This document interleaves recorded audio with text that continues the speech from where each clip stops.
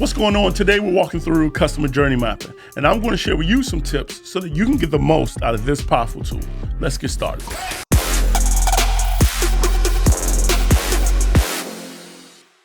The customer journey starts the moment that they first find out about your company to the moment that they decide to purchase and beyond, really. But we'll get to that later. It's the process of understanding your customers' needs and wants at every stage of your relationship with them. By mapping out your customer journey, you can identify opportunities to improve customer experience and drive more sales. I want to start out what we found the hard way doesn't work. And a lot of businesses get this wrong too. And that is, when we think about the customer journey, we think about it the wrong way.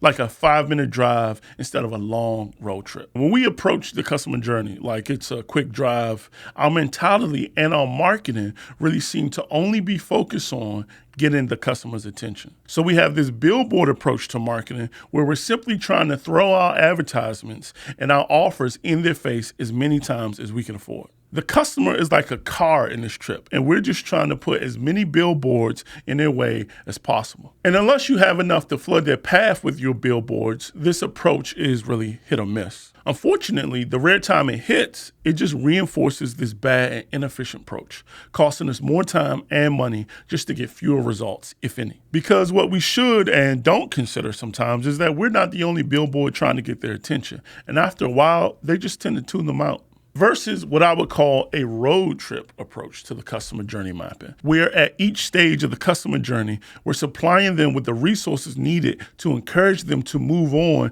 to the next stage of their purchasing journey. Remember, about 3% of customers are statistically ready to buy now. 6 to 7% are open to buying but not sure. 30% are not thinking about buying. Another 30 don't think that they're interested but might be. And the last 30 know that they're not interested in buying. And the unfortunate fact is that too many businesses are built around only attracting 3% of their potential customers, leaving 67% of their potential customers behind.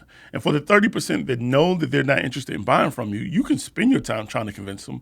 But I don't think that that would be the best use of your resources, just being honest. Even with them gone, it still leaves about 67% of potential customers if we can nurture and encourage them through their customer journey. So when we talk about approaching your customer journey mapping like a cross-country road trip, this is what we mean. Think about it. There are stops along the way where you can gas up and grab snacks to tie you over until your next rest stop. When we have this approach, the center of our marketing switches from us to what do my potential customers need to know, see, or experience to keep going along their buyer's journey. You start to think about, how do I take this 30% that are not interested and move them up to being open to buying, and so on. And this is why customer journey mapping is so helpful. All right, so let's break down your customer journey map into 5 steps, sticking with this road trip analogy here. The customer journey represents the journey that the customers embark on when interacting with your brand. It embraces the entire experience from the initial awareness stage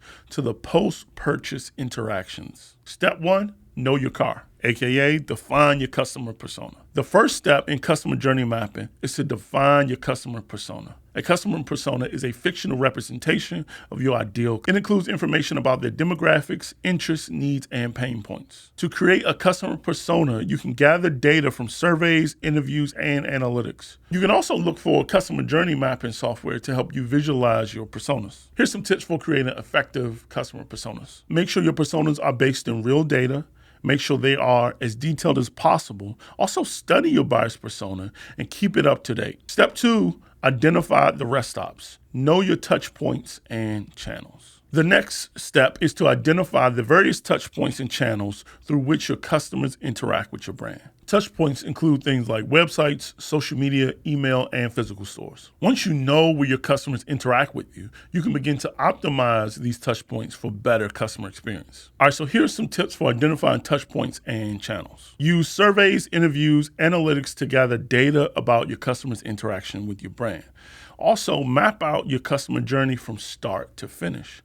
Identify the touch points that are most important to your customer. And at each touch point, refer back to your customer's buyer persona and ask yourself, What does my customer need to see and experience here at this stage? Which leads us to step 3, map out the route. Map the customer journey stages. The third stage is to map out the stages of the customer journey. The customer journey typically consists of 4 stages. You have awareness, consideration, purchase, and post-purchase. At each stage, your customers have different needs and expectations. By understanding the customer journey, you can tailor your marketing messages and strategies to each stage. When you're doing this, consider these. Use your customer persona to understand the key touch points at each stage of the journey, and also develop marketing and messages and strategies that are tailored for each stage of the journey. 4, have first aid ready. The 4th step is to identify pain points and opportunities. These pain points and opportunities are areas where your customers are struggling or frustrated. Opportunities are areas where you can improve the customer experience and drive more sales. To identify pain points and opportunities, you can analyze customer feedback, use data, and conduct usability tests. Use customer feedback to identify areas where customers are struggling or frustrated.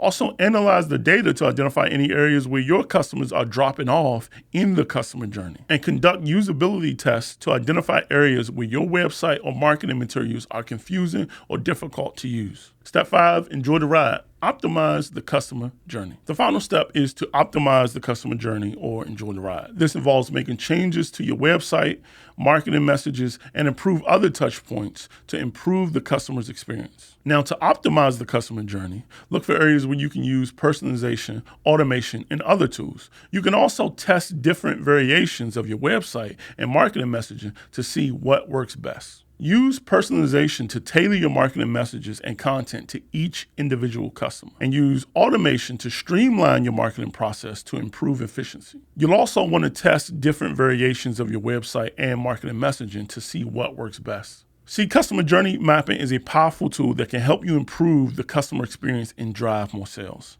By following the 5 steps in this video, you can create a customer journey map that will help you achieve your growth marketing goals. All right, so let us know your thoughts, comments, and questions about customer journey mapping in the comment section below. If you want to learn more about customer journey mapping, we have some great blogs on our websites. The links are in the bio. And if you like this video, make sure you hit it with a like and subscribe. Until next time, keep growing.